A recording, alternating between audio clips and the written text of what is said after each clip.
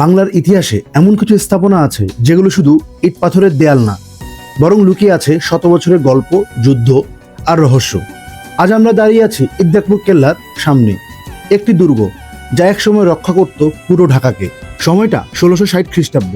মুঘল সাম্রাজ্যের শক্তিশালী শাসন চলছে বাংলায়। আর তখনই বাংলার সুবেদার মীর জুমলা নেন এক গুরুত্বপূর্ণ সিদ্ধান্ত, কারণ পর্তুগিজ জলদস্যুদের ভয়ঙ্কর আক্রমণ। ঢাকাকে বাঁচাতে নদীপথ পাহারা দিতে তিনি তৈরি করেন এই দুর্গ ইদ্দাকপুর কেল্লা। প্রথম নজরে যে জিনিসটা চোখে পড়ে এই দুর্গের গঠন। চারকোনাকৃতির এই কেল্লা, প্রতিটি কোনায় রয়েছে শক্তিশালী বুরুজ। এই বুরুজগুলো থেকেই নজর রাখা হতো চারপাশে, আর প্রয়োজনে ছোড়া হতো কামানের গোলা।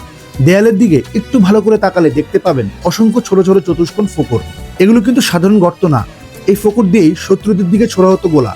ভাবতে পারেন একটা সময় এখানে দাঁড়িয়ে সৈন্যরা যুদ্ধ করত।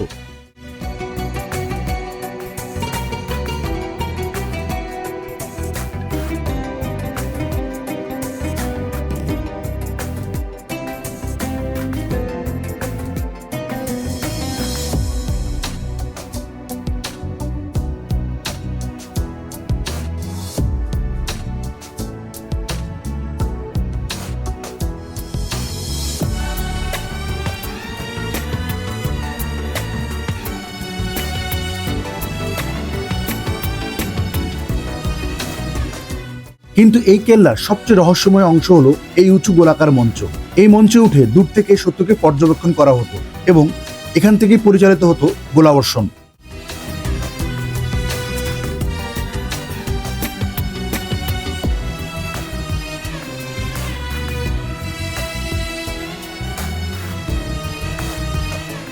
এই সিঁড়িটা লক্ষ্য করুন, এটা কিন্তু সাধারণ সিঁড়ি না। এটা এমনভাবে তৈরি করা যাতে একসাথে অনেক শত্রু উপরে উঠতে না পারে। এক কথায় পুরো ডিজাইনটাই ছিল যুদ্ধের জন্য তৈরি।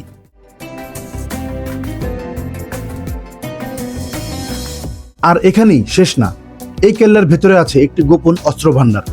লোকমুখে শোনা যায় এই অস্ত্র ভান্ডার থেকে নাকি একটা সুড়ঙ্গ পথ চলে গেছে লালবাগ কেল্লা পর্যন্ত। যদিও এর কোনো প্রমাণ এখনো পাওয়া যায়নি, তবু রহস্যটা আজও রয়ে গেছে।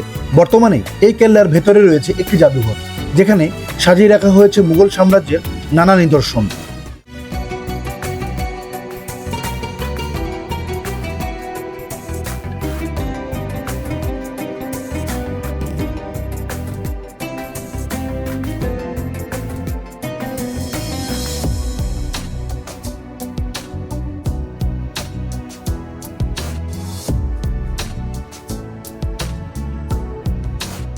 এই কলসিগুলো দেখলে আপনার মনে হতে পারে এগুলো বুঝি গুপ্তধনের ভান্ডার, কিন্তু আসল রহস্যটা ভিন্ন। এই কলসিগুলো ব্যবহার করা হতো মঞ্চের ছাদের নিচের অংশ ঠান্ডা রাখার জন্য। ভাবতে পারেন কতটা উন্নত ছিল সে সময়ের স্থাপত্যবিদ্যা।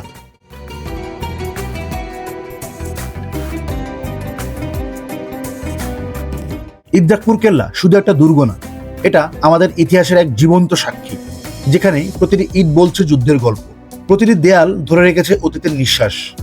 যদি এমন ইতিহাস আর রহস্যের গল্প ভালো লাগে, তাহলে ভিডিওটা লাইক করবেন, শেয়ার করবেন আর সাবস্ক্রাইব করতে ভুলবেন না। কারণ বাংলার প্রতিটি কোণায় লুকিয়ে আছে এমন অসংখ্য অজানা গল্প, আর আমি সেগুলো আপনাদের সামনে নিয়ে আসবো।